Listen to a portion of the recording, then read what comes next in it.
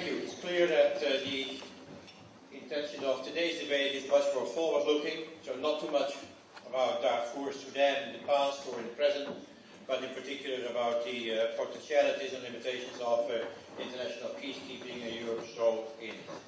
So I'd like to devote part of my time to Sudan, Darfur as a case, and then go into more general potentialities and limitations. I make speeches about Sudan, Darfur all over the place. Mostly I start off by asking the general question, what went wrong? When? Why? And who is responsible? And then I start off right away with the answer. Everything went wrong right from the beginning and everybody is responsible. Which is important because it does show some of the limitations, complexities of the implementation of the principle of the responsibility or the duty to protect, and also the limitations of international peacekeeping.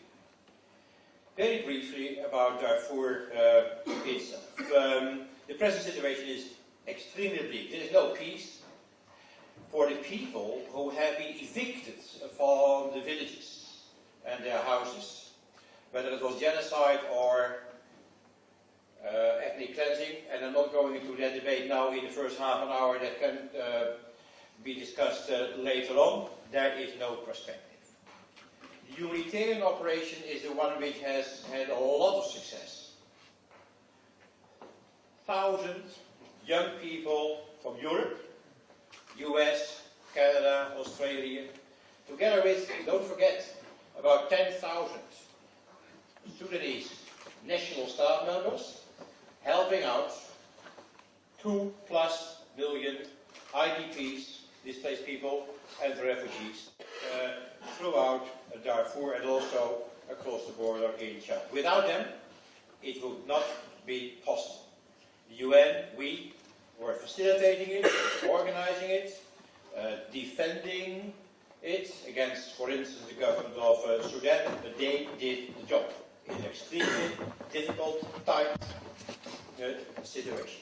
Being financed, I'm not going to pester you with figures, but some figures are necessary. Being financed with about $800 million per annum. Together with $700 million per annum, which still are necessary for the humanitarian operation in South Sudan. Don't forget, the 50 years war, 10 years break in the 70s, leading to 2+ million victims. It finally leads to a peace agreement, Nairobi, January 2005, which created a perspective for the people in the south, which was highly necessary because nothing had been done in South Sudan. It was empty. It was empty in terms of any development initiative in that country. It's the poorest part of Africa. And there's a link, I will come back to that later, between the two conflicts, North-South Sudan and also Darfur. We still need a lot of assistance also for South Sudan. Together, the two humanitarian operations, Darfur, South Sudan, are the two biggest by the international community in the world as a whole, annually $1.5 billion. On top of that, $1 billion for a peacekeeping operation in Sudan, which is each year $2.5 million necessary in order to just to keep the whole operation going without a political perspective, just to keep it going. But the humanitarian operation anyway did lead and is still leading in Darfur to saving people's lives. With the help of all these people who are going over it, saving people's lives. And in terms of, for instance, malnutrition, child malnutrition, and also child mortality rates, the situation has improved tremendously in about 1 or 2 years from 2003 until 2005. Extremely vulnerable because these people are only being kept alive with a reasonable level of living in terms of those indicators because of the assistance from outside, which is of course not food security at all. It is just security on the basis of a shoe strap getting from outside. And the security is, of course, very lax, because as soon as these operations, humanitarian operations, are being hampered by, for instance, road bombs or bandits or just harassment by the authorities in Sudan, and the people in the camps are extremely vulnerable. There's always a couple of weeks food enough, present between different lifestyles, farmer settlers, nomads, cattle, overpopulation in people and cattle on a ground territory which is getting more and more scarce in terms of the possibility to feed people and cattle, also because of climate change. And you see the whole battle of that whole area in Africa, from Dakar to Port Sudan, more or less plagued by the same ecological, economic problem. In some parts it is more violent than other parts, but the structural characteristic is everywhere the same. And what we have seen in Darfur, what we are seeing in Darfur, we see also some other parts of that belt, and it will continue. But of course there are other reasons as well. There is the political reason. The people in Darfur feel neglected and oppressed by the elites and the regime in Khartoum. Historical political reasons, because Darfur in the past was Sudan, and there was always a fight between that part of Sudan, which had a great history in the last couple of centuries, and Sudan as a whole. There's also a racist element, Arab, African. There is also a tribal connection. There are huge fights between the tribes, always have been in that part of the world. It is complex. Political, economic, cultural, ecological, in all its variety. At a certain moment, of course, in such situations, people start to revolt. It happens. The conflict, of course, did not start in 2003, but the escalation of the conflict into violence erupted in 2003, and the government was reacting unwisely by not using that much the army. It is to a certain extent rather disciplined in Sudan, but using the Arab militia, which are not disciplined at all, they just kill.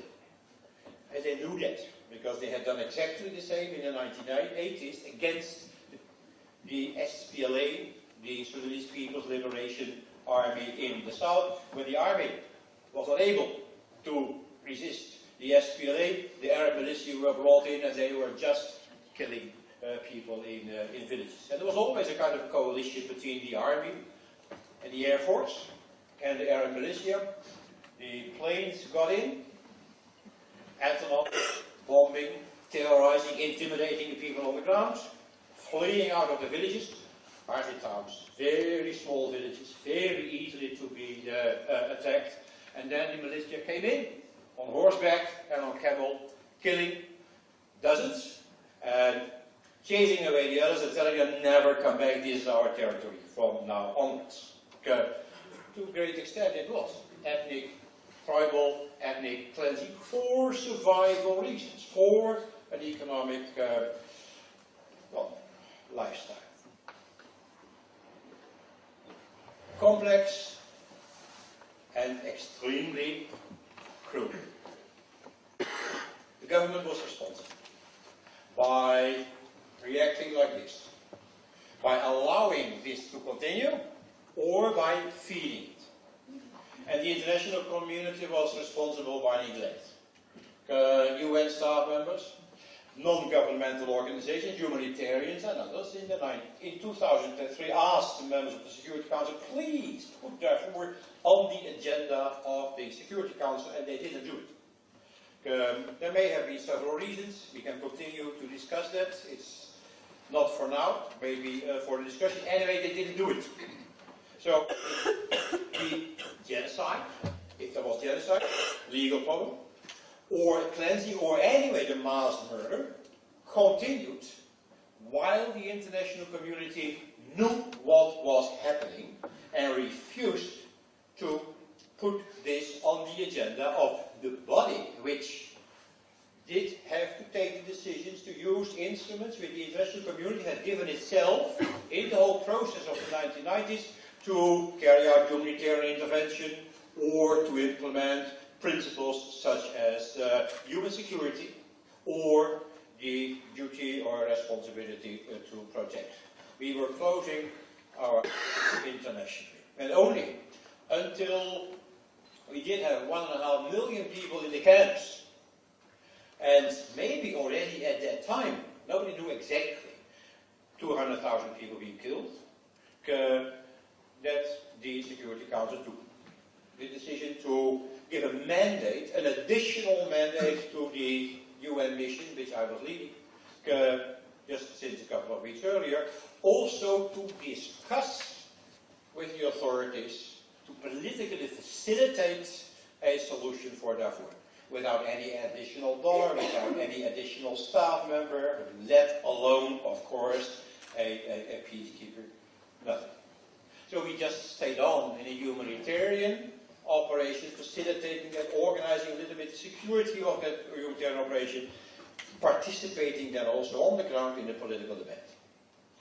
So the international community continued to wait and see, but took one other decision 2 months later, in September 2004, to request the African Union to step in with a peacekeeping force which would enlarge the existing group of ceasefire monitors. There had been a ceasefire which was violated right from the beginning, which was monitored, which not very effectively by the African Union. Bring in also peacekeepers. That's what they did. They brought in peacekeepers, African Union forces from a number of countries, and they were promised adequate financial and other resources in order to do the job. That promise was not kept. So they, from the very beginning, had to deal with very scarce resources. They got money, but not enough. They got money, but for another 2 or 3 months they had to beg around in the world again, please give us more money so that we can pay wages. And in the end, we were working with African Union forces which were not paid, which started to mutiny against their own officers. We did not have fuel to go around Darfur in order to show their presence and to deter possible attacks on people in villages by the Arab militia or by the government. African Union did a very good job in the beginning, but became completely disillusioned later on. Also on the basis of a lack of resources, whereby in the international debate everybody would say, you're not doing a good job. It meant that people started to grumble also against the international community, and it became a kind of a self-fulfilling prophecy. So in the end, they were much less effective than in the beginning. But they were basically very good. And I was always in Darfur, I was asking commanders of the African Union, is this your first job here? Sir, come on. I was in Bosnia, I was in Timor, I was in Angola, I was in Sierra Leone, and this is my 5th job already. Now, as a commander of an African Union, but I was in the UN. In principle, they are as good as any other peace force. Maybe even better, because they know the culture, they know the situation, they are also willing to take more risks than Western peacekeepers would be willing to do in the African situation. So they're good in itself, but they just didn't get the adequate resources. We got negotiations to get peace in Darfur. And finally, the negotiations did lead to an agreement, which was to a great extent also fabricated by outside intervention in political terms, putting pressure on parties to reach a compromise, and the pressure was not well carried out, because we got an agreement against what was necessary between the government and one party, one rebel movement. The wrong one, moreover. And it should have been an agreement with all the rebel movements, because the government of Sudan is extremely clever. Throughout all these movements, processes, they always have been able to divide and rule. They're very clever. They are Machiavellian. They know to split their adversaries. They had done that in the East with the Baja and the Rashida movements. They had done it in the South. When SPLA got stronger, they just wiped a number of leaders and tribal leaders out of SPLA, giving them jobs and positions in Khartoum, weakening the opposition. They are extremely clever in also manipulating the international community. And that peace agreement, the Darfur peace agreement, because meant to catalyze process towards peace, became a further splitting device in Darfur, whereby also the international community made a major mistake,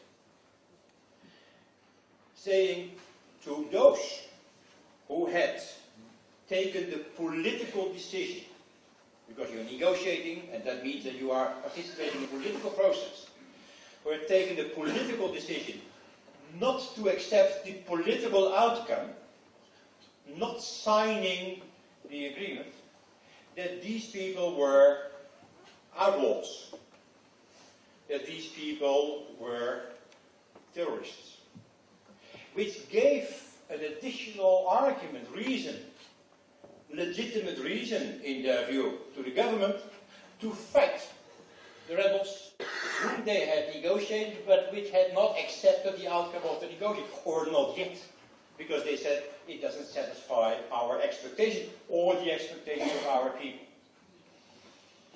And the government came stronger out of the talks than before, because they had sidelined in their own circles one of the rebel movements, becoming part of the government forces, because the leader became the main advisor on Darfur of President Bashir, and the other group was still the group to be attacked. And they said, you have said it yourself, international community, because they are outlaws.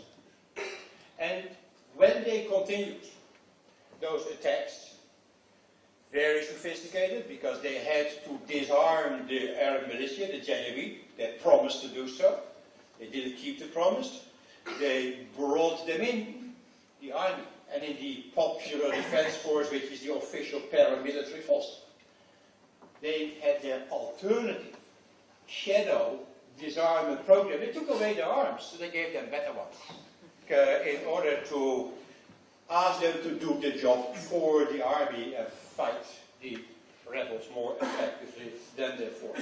And they continue to bomb against, of course, the demands of the Security Council, but they have been able to violate all the demands of the Security Council since the first resolution was passed on Darfur.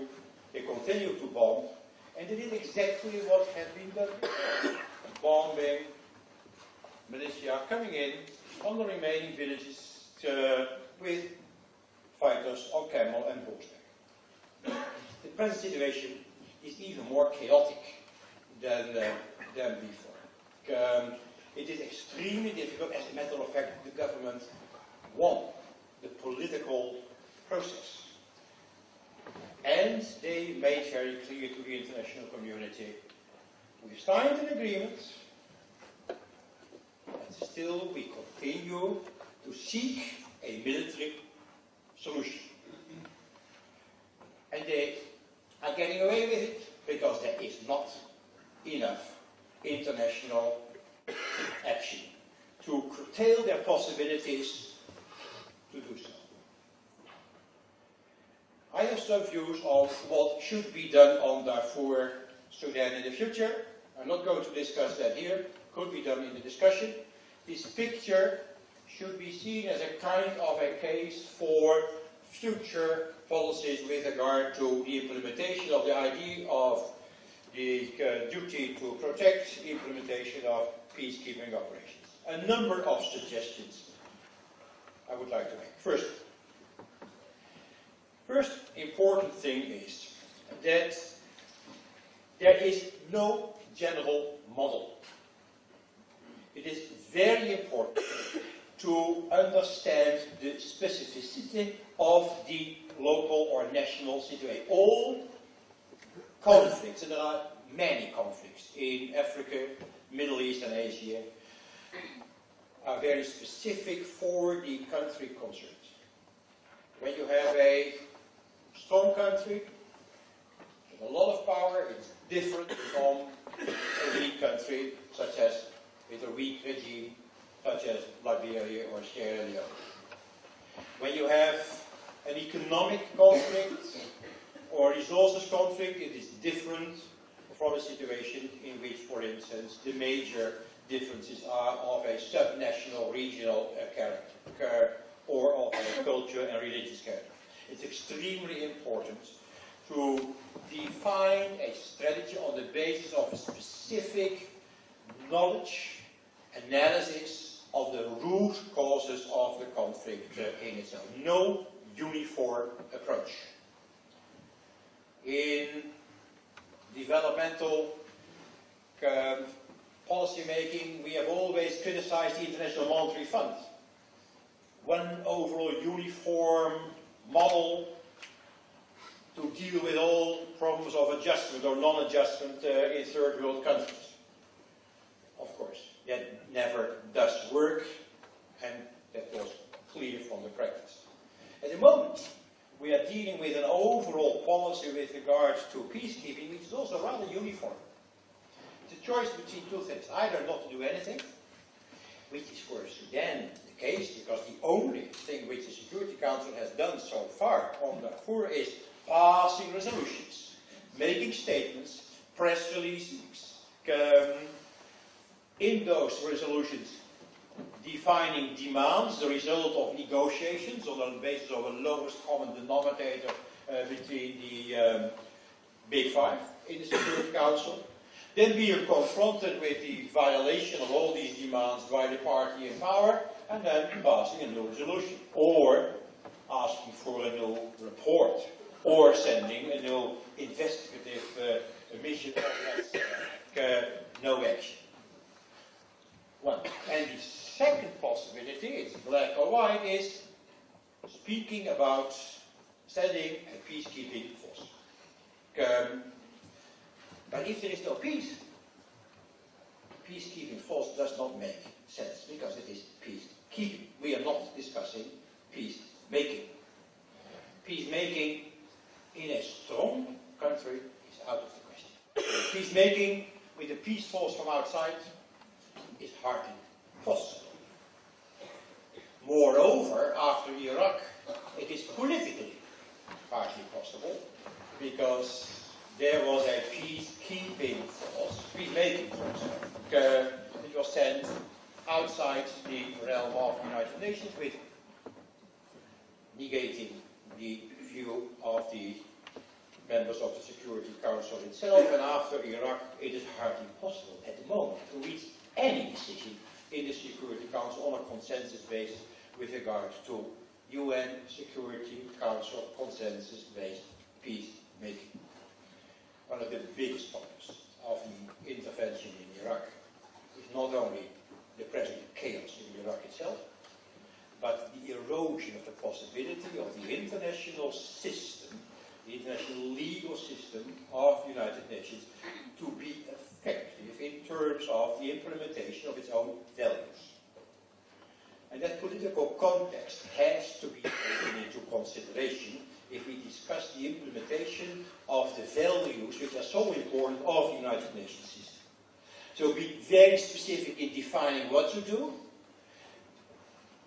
by in particular also applying all types of possibilities somewhere in between not doing anything or sending in a peace force,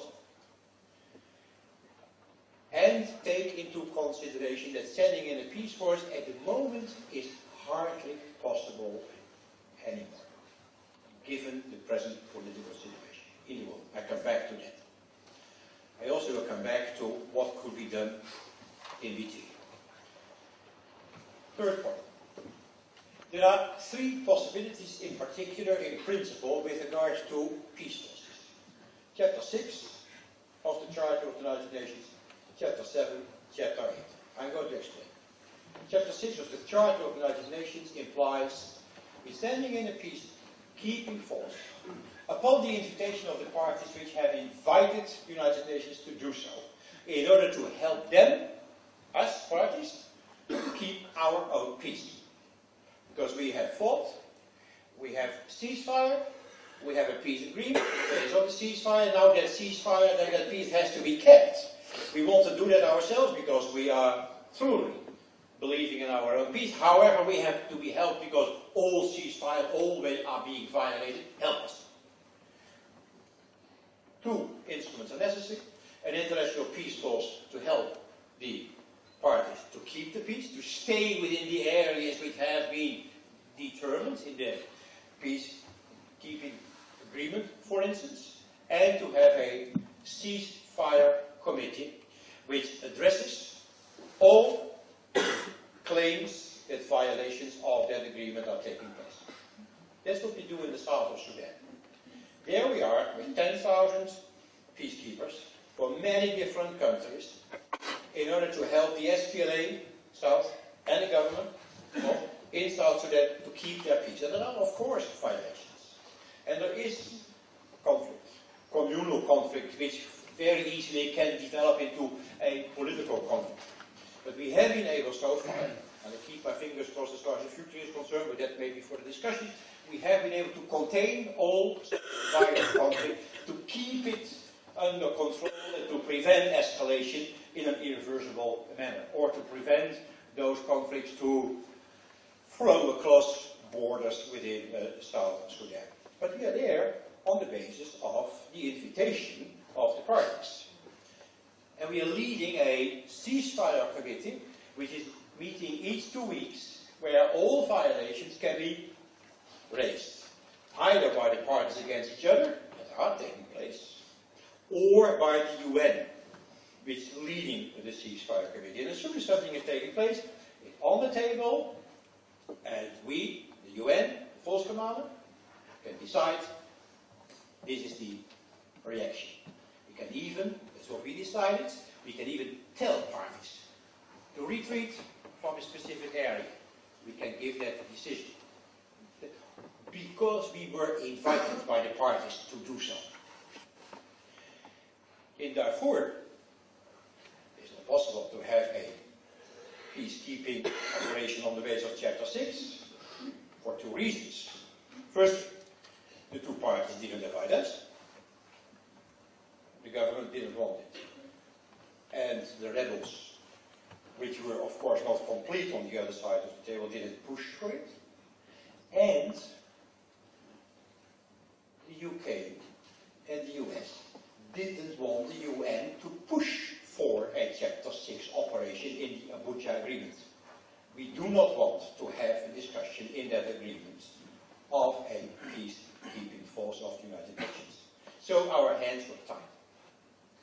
Chapter 6 is a good option if indeed, during a negotiation, parties finally agree that the only way to keep their own peace sustainable for quite some time is by inviting an international credible peace force.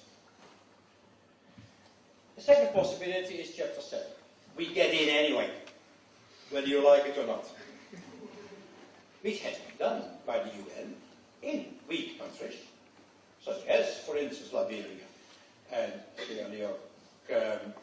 Sierra Leone not exactly, but you get in, or you force the parties to ask, which is somewhere between 6 and 7. There's no other option for you than just to ask us otherwise. Yeah? That is a possibility. And that works. Then you get in with force. You can do the job. But you can only do so if you have unanimity amongst the big forces, the big countries in the Security Council, the permanent 5. UK, US, France, China, Russia, and then the others also. You need a majority anyway, but including all 5. You never get, for Sudan, unanimity between the P5. Never. That's a political fact, it's a political analysis, we will not get it.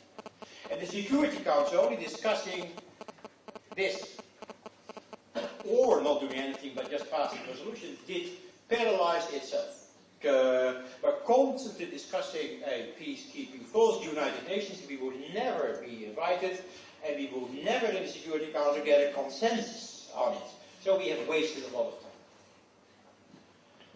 Of course, there are also implementation problems as far as such a peace force is concerned, if there would be some acceptance. Because Western countries do not want to go to Africa, number one. And none of the Western countries which were pleading for a United Nations peace force has ever offered forces to do that.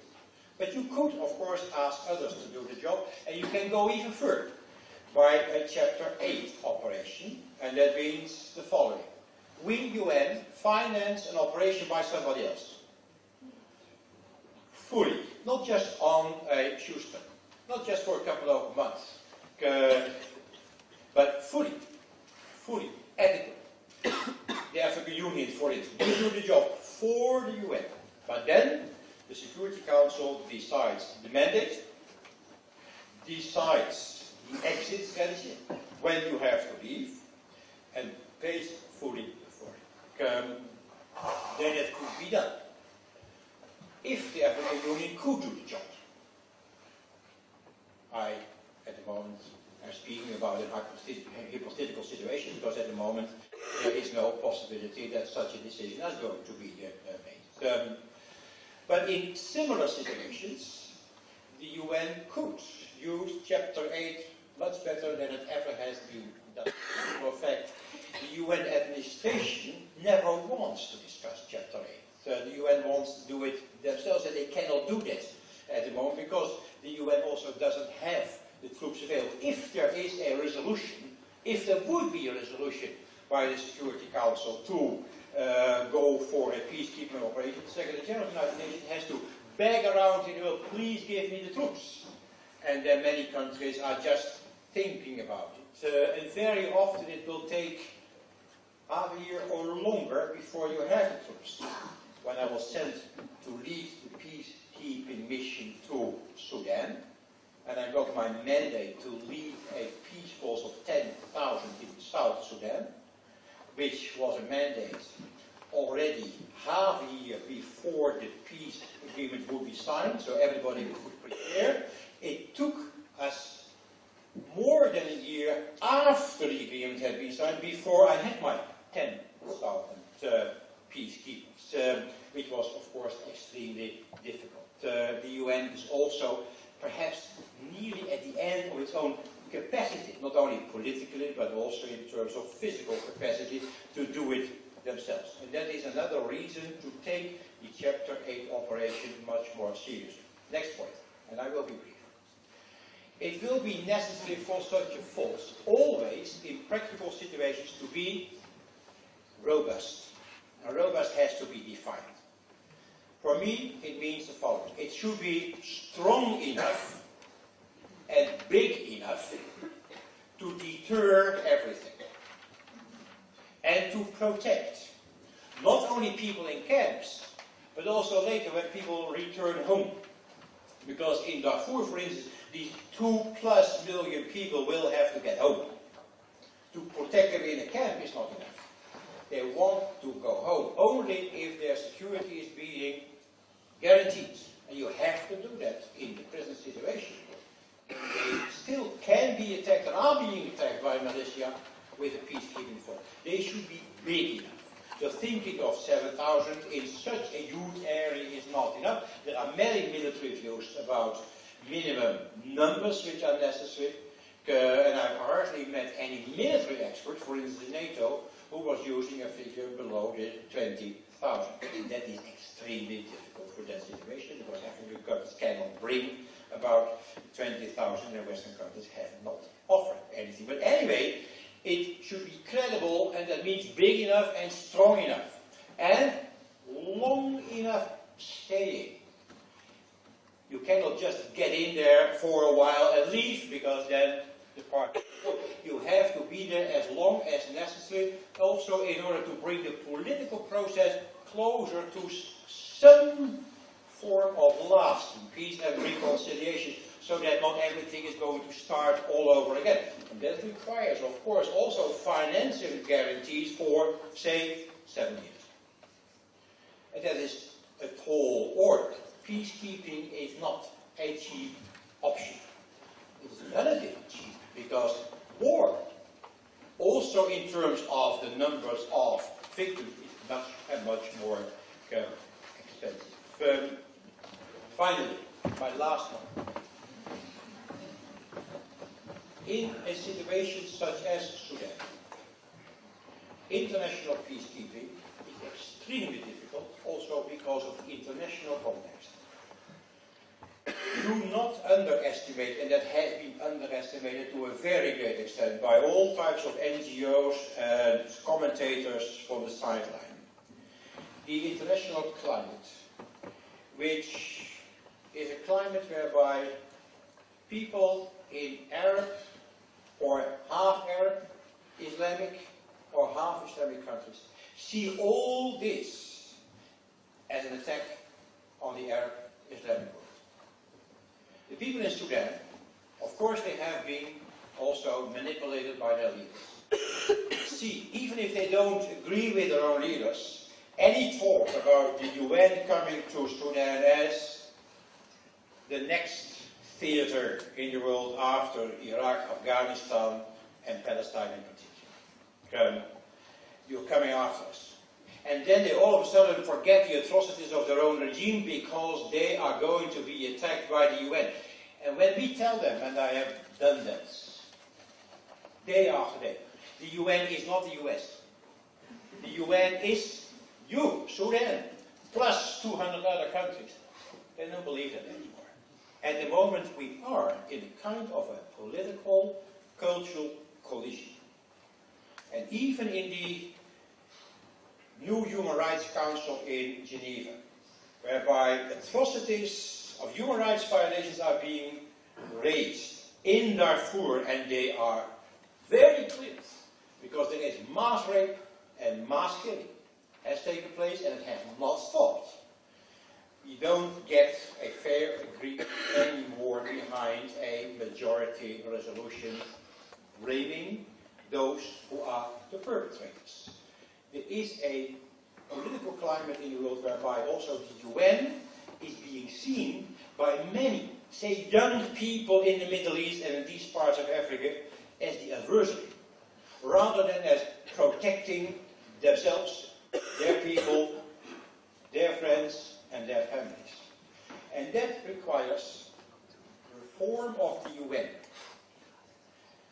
The implementation of the duty and responsibility to protect, and possibilities to carry out some humanitarian intervention in an effective manner, not by becoming part of the problem rather than being part of the solution, requires a reform of the UN system, of the Security Council in particular, leading to a situation whereby, if such decisions are being made, it's being seen all over the world, including by people in those countries, as something which is representing also their values and their objectives.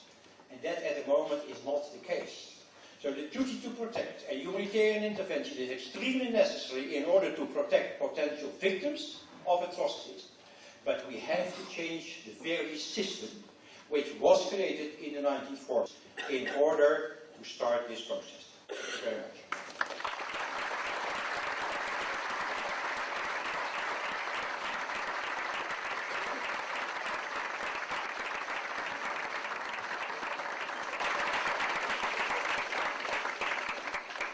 Thanks very much indeed, James, and thanks to the organisers for inviting me to this extremely important debate this evening.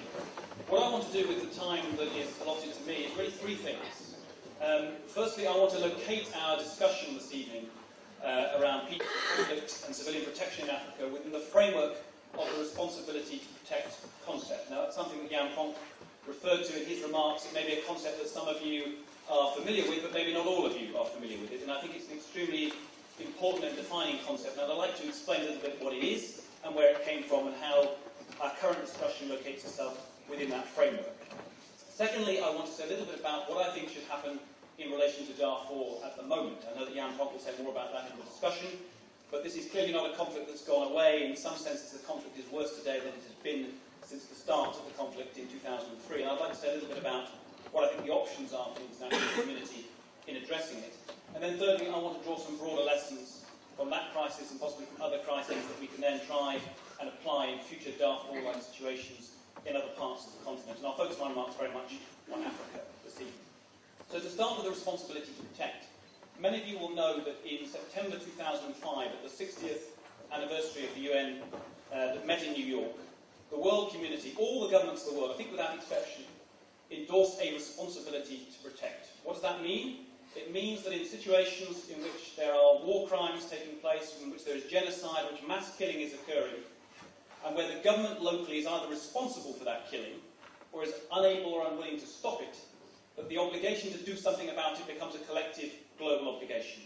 A critically important norm that the world has endorsed through its voting of that particular UN resolution.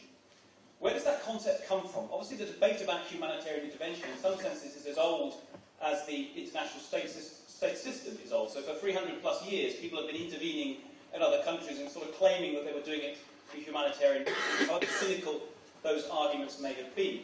But the contemporary debate about humanitarian intervention is really a post-Cold War phenomenon. It's really the end of the Cold War, the demise of the Soviet Union in the start of the 1990s that triggered a deeper and more intensified debate about what our collective obligations are in these kind of cases. And I think there are a number of crises and conflicts in the 1990s that were particularly significant in shaping people's thinking about these questions. The critical one was Rwanda in 1994, a crisis that Jan Pront is very familiar with and you will be very familiar with. But that was the crisis in which literally 800,000 people died. The small UN presence that was in the country was withdrawn. The world community knew what was happening but chose not to act. And critically and interestingly, Kofi Annan was the head of UN peacekeeping at the time. And while there have been criticisms made of his particular performance in that role, I think he was personally extremely touched and affected by that experience. And one of the things that led him to think very profoundly in the course of the 90s about what the collective obligation ought to be in these kind of cases.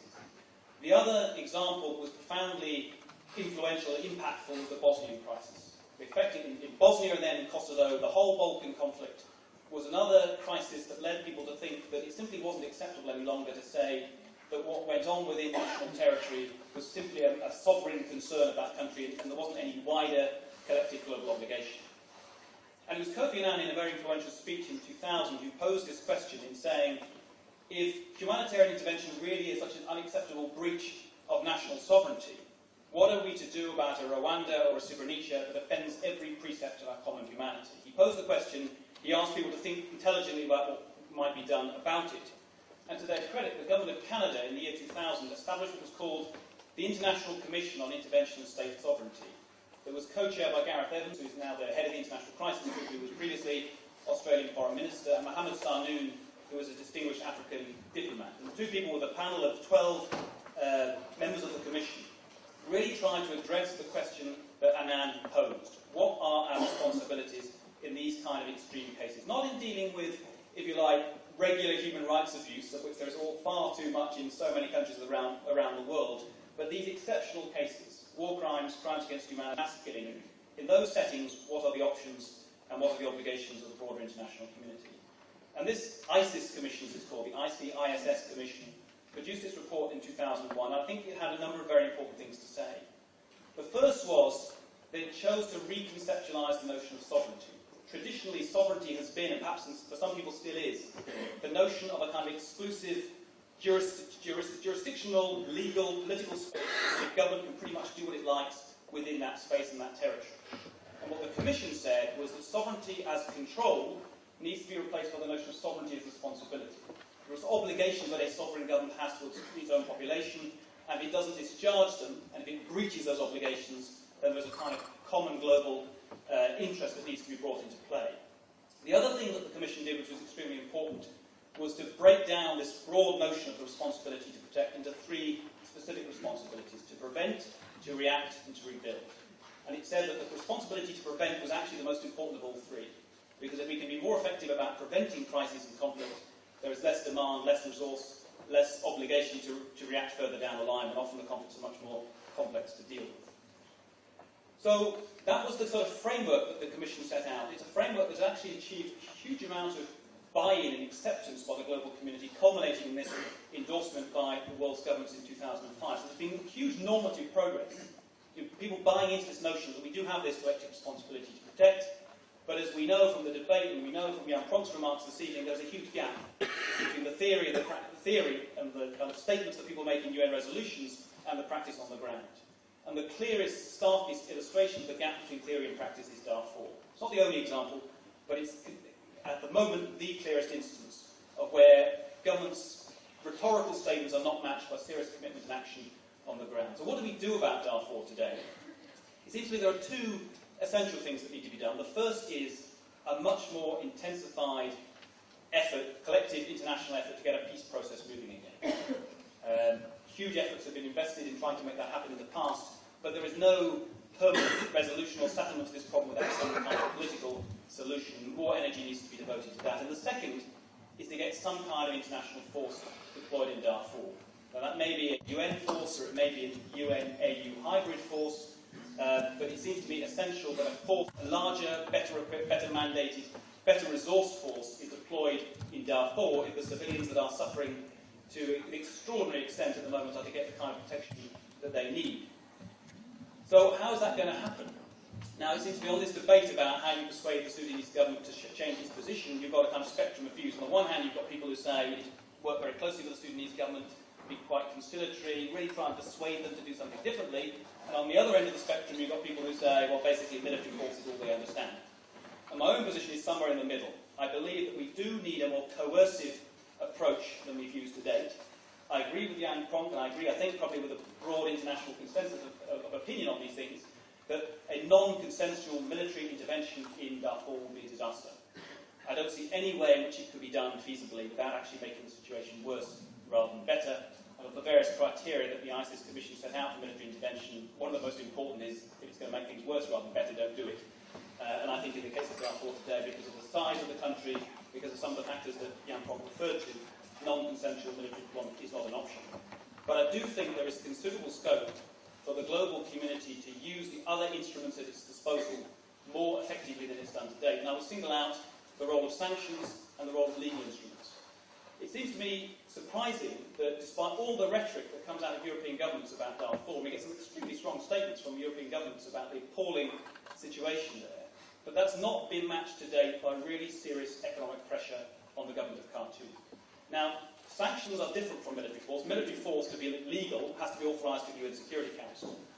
Sanctions don't have to be. Obviously, it would be preferable for sanctions to have UN authority, but there is scope for governments to take sanctions independently if UN authorisation, UN support for that can't be achieved. And it seems to me that the Americans already have sanctions on Khartoum, that there is scope for the Europeans to look at issues around asset freezes, travel bans, financial sanctions, looking at the way in which European companies may be working with the Sudanese oil industry. This is a country which is extraordinarily dependent on oil, to give us some more leverage, some more traction with the Khartoum government, to get it to be both more flexible when it comes to the peace process with the rebel groups, and then also needs to be worked with the rebel groups to make them less fractured and more constructive than they've been in the past, but also to get them to consent to the deployment of a UN or a UN-AU hybrid force. And this was something that Jan Pronk referred to in his remarks. It may sound slightly odd to say we need to force them to consent to a force being deployed, but there are precedents for this.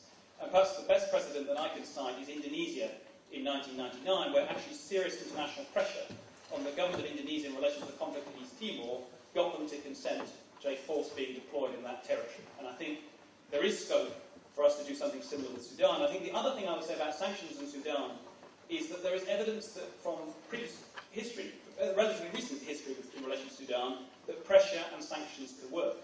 I mean, people forget that it wasn't so long ago that Osama bin Laden actually had a base in Khartoum. He was invited in by the Khartoum government, the NCP government, and he was a resident in Sudan. And serious political pressure, particularly by the Americans actually, got the Khartoum government to judge that actually its calculation of interest is it wasn't good having this guy in the country, and they expelled him. They asked him to leave. And then similarly in relation to the North-South peace agreement, there were many complex reasons that led to that deal, as Jan Pronk says, after 50 years of a very protracted civil war. But I think political pressure played a part in it, and I think there is scope for applying political pressure, economic pressure, and legal pressure through the ICC and other instruments to get more flexibility in relation to the conflict that we've seen to date. Let me move on to my third broad set of points, which is really the lessons that we might draw from the Darfur conflict that we can apply more broadly to some of the other issues that we'll discuss this evening. I've got 6 lessons, and I'll speak very briefly about each. The first is the importance of acting early.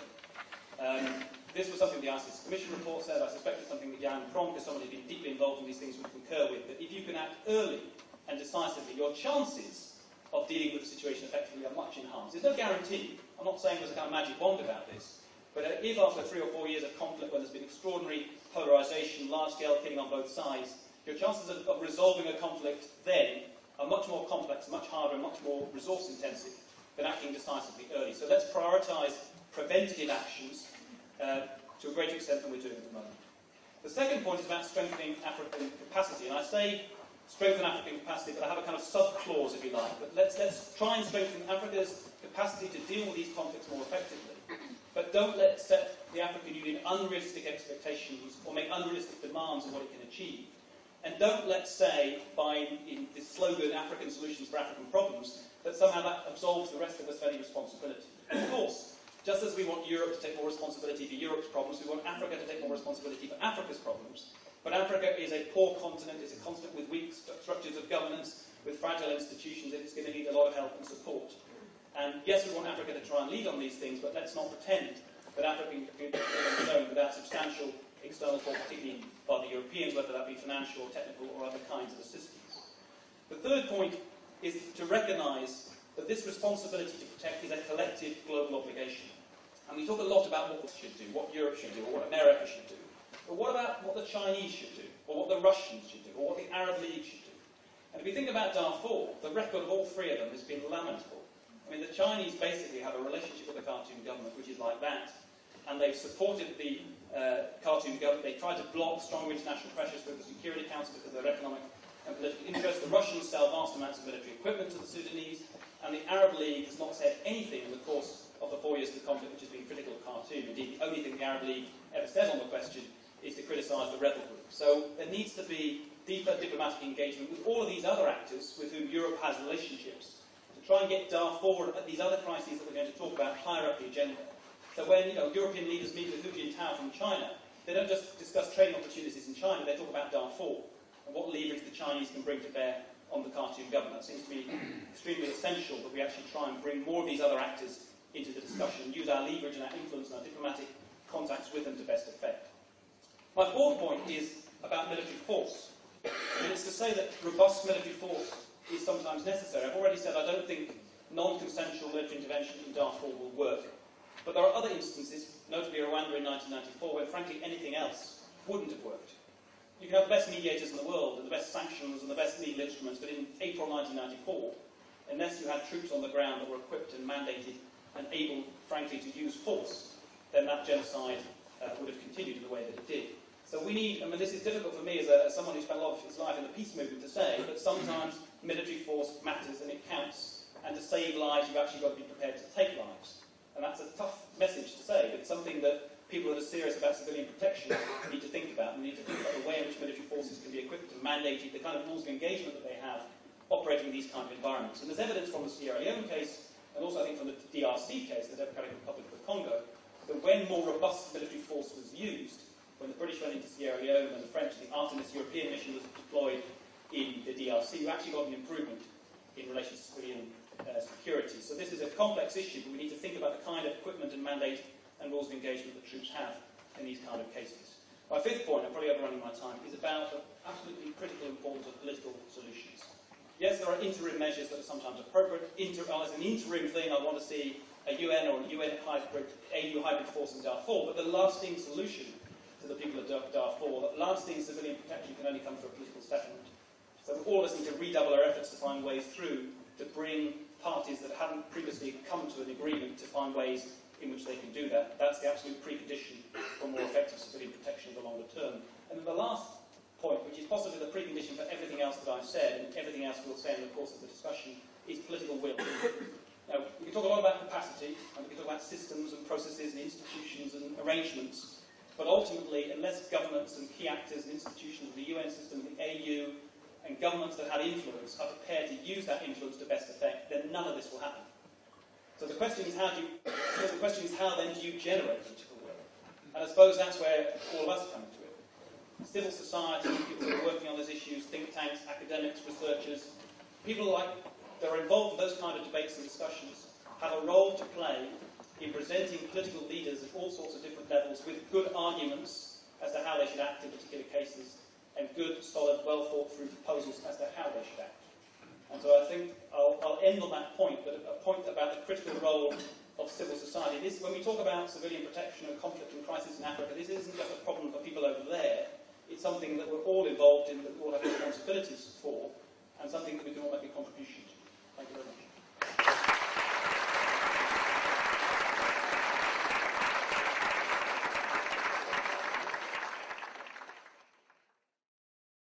Going without a political perspective, just to keep it going.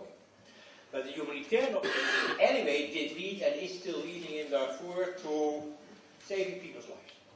With the help of all these people who are going over there, saving people's lives. And in terms of, for instance, malnutrition, child malnutrition, and also child mortality rates, the situation has improved tremendously in about 1 or 2 years from 2003 until 2005. Extremely vulnerable because these people are only being kept alive with a reasonable level of living in terms of those indicators because of the assistance from outside, which is of course not food security at all. It is just security on the basis of a shoe strap getting from outside. And the security is of course very lax, because as soon as these operations, humanitarian operations, are being hampered by, for instance, road bombs or bandits or just harassment by the authorities in Sudan, and the people are extremely vulnerable. There's always a couple of weeks food enough present between different lifestyles, farmer settlers, nomads, cattle, overpopulation in people and cattle on a ground territory which is getting more and more scarce in terms of the possibility to feed people and cattle, also because of climate change. And you see the whole battle of that whole area in Africa from Dakar to Port Sudan, more or less plagued by the same ecological, economic problem. In some parts it is more violent than other parts, but the structural characteristic is everywhere the same. And what we have seen in Darfur, what we are seeing in Darfur, we see also some other parts of that belt, and it will continue. But of course there are other reasons as well. There is the political reason. The people in Darfur feel neglected and oppressed by the elites and the regime in Khartoum. Historical political reasons, because Darfur in the past was Sudan, and there was always a fight between that part of Sudan, which had a great history in the last couple of centuries, and Sudan as a whole. There's also a racist element, Arab, African. There is also a tribal connection. There are huge fights between the tribes, always have been in that part of the world. It is complex. Political, economic, cultural, ecological, in all its variety. At a certain moment, of course, in such situations, people start to revolt. It happens. The conflict, of course, did not start in 2003, but the escalation of the conflict into violence erupted in 2003, and the government was reacting unwisely by not using that much the army. It is to a certain extent rather disciplined in Sudan, but using the Arab militia, which are not disciplined at all, they just kill. And they knew that, because they had done exactly the same in the 1980s against the SPLA, the Sudanese People's Liberation Army in the south. When the army was unable to resist the SPLA, the Arab militia were brought in and they were just killing people in villages. And there was always a kind of coalition between the army and the Air Force and the Arab militia. The planes got in, antelope, bombing, terrorizing, intimidating the people on the ground, fleeing out of the villages, hardly towns, very small villages, very easily to be attacked, And then the militia came in, on horseback and on camel, killing dozens, and chasing away the others and telling them, never come back, this is our territory from now onwards. To a great extent it was ethnic, tribal, ethnic cleansing for survival reasons, for an economic, well,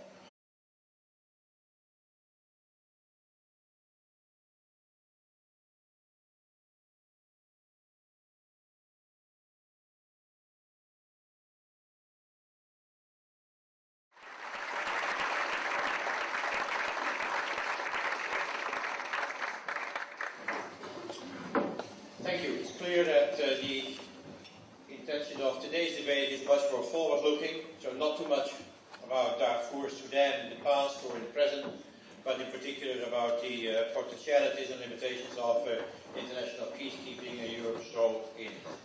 So I'd like to devote part of my time to Sudan, Darfur as a case, and then go into more general potentialities and limitations. I make speeches about Sudan, Darfur all over the place. Mostly I start off by asking the general question, what went wrong? When? Why? And who is responsible? And then I start off right away with the answer. Everything went wrong right from the beginning and everybody is responsible.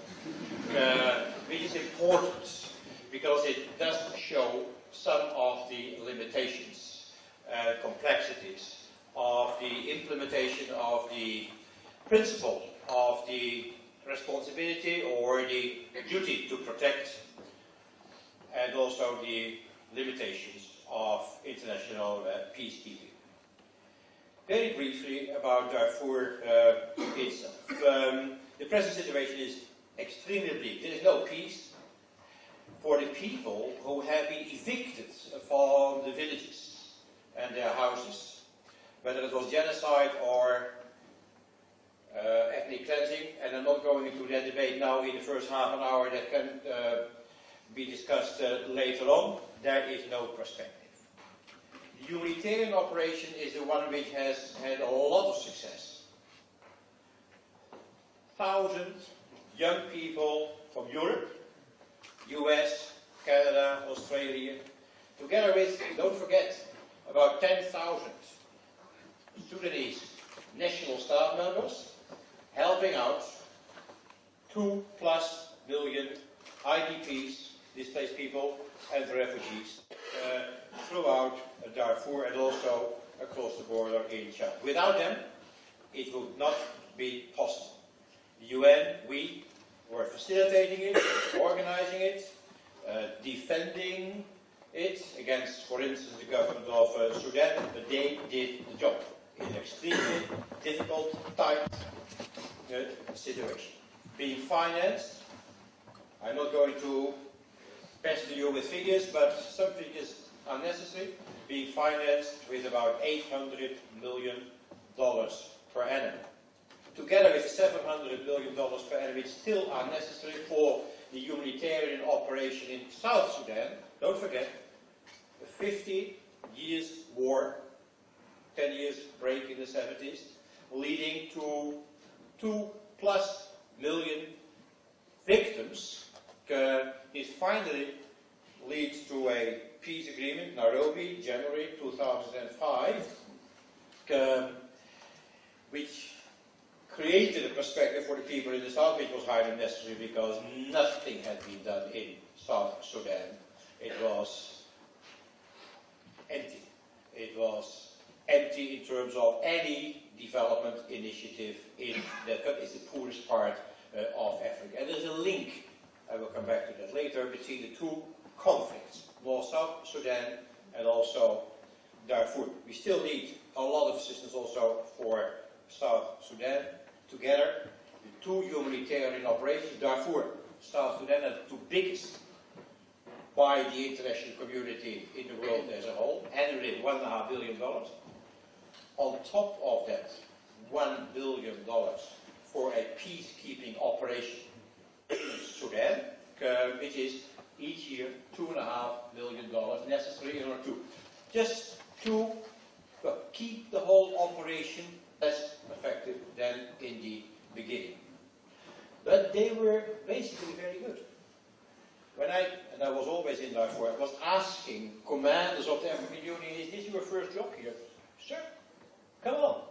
I was in Bosnia, I was in Timor, I was in Angola, I was in Sierra Leone, this is my 5th job already. Now, as a commander of an African Union, but I was in the UN. In principle, they are as good as any other peace force. Maybe even better, because they know the culture, they know the situation, they are also willing to take more risks than Western peacekeepers would be willing to do in the African situation. So they're good in itself, but they just didn't get the adequate resources. We got negotiations to get peace in Darfur. And finally, the negotiations did lead to an agreement, which was to a great extent also fabricated by outside intervention in political terms, putting pressure on parties to reach a compromise, and the pressure was not well carried out, because we got an agreement against what was necessary between the government and one party, one rebel movement. The wrong one, moreover. And it should have been an agreement with all the rebel movements, because the government of Sudan is extremely clever. Throughout all these movements, they always have been able to divide and rule. They're very clever. They are Machiavellian. They know to split their adversaries. They had done that in the east, with the Baja and the Rashida movements. They had done it in the south. When SPLA got stronger, they just wiped a number of leaders and tribal leaders out of SPLA, giving them jobs and positions in Khartoum, weakening the opposition. They are extremely clever in also manipulating the international community. And that peace agreement, the Darfur peace agreement, was meant to catalyze process towards peace,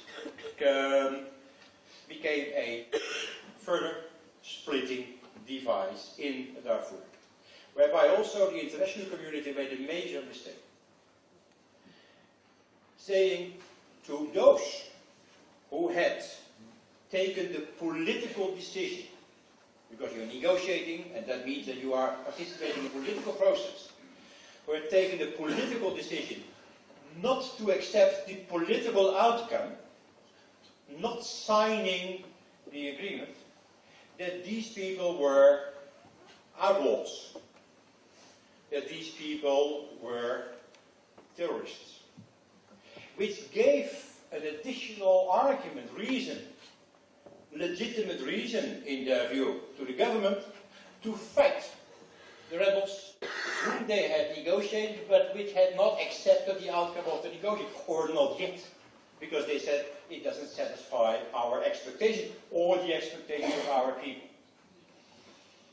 And the government came stronger out of the talks than before, because they had sidelined in their own circles one of the rebel movements, becoming part of the government forces, because the leader became the main advisor on Darfur of President Bashir, and the other group was still the group to be attacked. And they said, you have said it yourself, international community, because they are outlaws. And when they continued those attacks, very sophisticated, because they had to disarm the Arab militia, the Janjaweed, they promised to do so. They didn't keep the promise. They brought them in, the army, and in the Popular Defense Force, which is the official paramilitary force. They had their alternative shadow disarmament program. They took away their arms, so they gave them better ones, in order to ask them to do the job for the army and fight the rebels more effectively lifestyle. Complex and extremely cruel. The government was responsible by reacting like this, by allowing this to continue, or by feeding it. And the international community was responsible by neglect. UN staff members, non-governmental organizations, humanitarians and others in 2003 asked the members of the Security Council, please put Darfur on the agenda of the Security Council, and they didn't do it. There may have been several reasons. We can continue to discuss that. It's not for now, maybe for the discussion. Anyway, they didn't do it. So, the genocide, if there was genocide, legal problem, or cleansing, or anyway the mass murder, continued while the international community knew what was happening and refused to put this on the agenda of the body, which did have to take the decisions to use instruments which the international community had given itself in the whole process of the 1990s to carry out humanitarian intervention or to implement principles such as human security or the duty or responsibility to protect. We were closing our internationally. And only until we did have 1.5 million people in the camps, and maybe already at that time, nobody knew exactly, 200,000 people being killed, that the Security Council took the decision to give a mandate, an additional mandate to the UN mission, which I was leading, just since a couple of weeks earlier, also to discuss with the authorities to politically facilitate a solution for Darfur, without any additional dollar, without any additional staff member, let alone, of course, a peacekeeper, nothing. So we just stayed on in a humanitarian operation, facilitating that, organizing a little bit the security of that humanitarian operation, participating then also on the ground in the political debate. So the international community continued to wait and see. But took one other decision, 2 months later, in September 2004, to request the African Union to step in with a peacekeeping force which would enlarge the existing group of ceasefire monitors. There had been a ceasefire which was violated right from the beginning, which was monitored, which was not very effectively by the African Union. Bring in also peacekeepers. That's what they did. They brought in peacekeepers, African Union forces from a number of countries, and they were promised adequate financial and other resources in order to do the job. That promise was not kept. So they, from the very beginning, had to deal with very scarce resources. They got money, but not enough. They got money, but for another 2 or 3 months they had to beg around in the world again, please give us more money so that we can pay wages. And in the end, we were working with African Union forces which were not paid, which started to mutiny against their own officers. We did not have fuel to go around Darfur in order to show their presence and to deter possible attacks on people in villages by the Arab militia or by the government. African Union did a very good job in the beginning, but became completely disillusioned later on. Also on the basis of a lack of resources, whereby in the international debate everybody would say, you're not doing a good job. It meant that people started to run also against the international community. It became a kind of a self-fulfilling prophecy. So in the end they were more than their force. And they continued to bomb against, of course, the demands of the Security Council, but they have been able to violate all the demands of the Security Council since the first resolution was passed on Darfur. They continued to bomb, and they did exactly what had been done. Bombing, militia coming in on the remaining villages with fighters on camel and horseback. The present situation is even more chaotic than before. It is extremely difficult. As a matter of fact, the government won the political process. And they made very clear to the international community, we've signed an agreement, but still we continue to seek a military solution. And they are getting away with it because there is not enough international action to curtail their possibilities to do so. I have some views on what should be done on Darfur, Sudan in the future. I'm not going to discuss that here. Could be done in the discussion. This picture should be seen as a kind of a case for future policies with regard to the implementation of the idea of the duty to protect, the implementation of peacekeeping operations. A number of suggestions I would like to make. First important thing is that there is no general model. It is very important to understand the specificity of the local or national situation. All conflicts, and there are many conflicts in Africa, Middle East and Asia, are very specific for the country concerned. When you have a strong country with a lot of power, it's different from a weak country, such as with a weak regime, such as Liberia or Sierra Leone. When you have an economic conflict or resources conflict, it is different from a situation in which, for instance, the major differences are of a subnational, regional character, or of a culture and religious character. It's extremely important to define a strategy on the basis of a specific knowledge, analysis of the root causes of the conflict in itself. No uniform approach. In developmental policy making, we have always criticized the International Monetary Fund. One overall uniform model to deal with all problems of adjustment or non-adjustment in third world countries. Of course, that never does work, and that was clear from the practice. At the moment, we are dealing with an overall policy with regards to peacekeeping, which is also rather uniform. It's a choice between two things. Either not to do anything, which is for Sudan the case, because the only thing which the Security Council has done so far on Darfur is passing resolutions, making statements, press releases, in those resolutions defining demands, the result of negotiations on the basis of a lowest common denominator between the Big Five in the Security Council.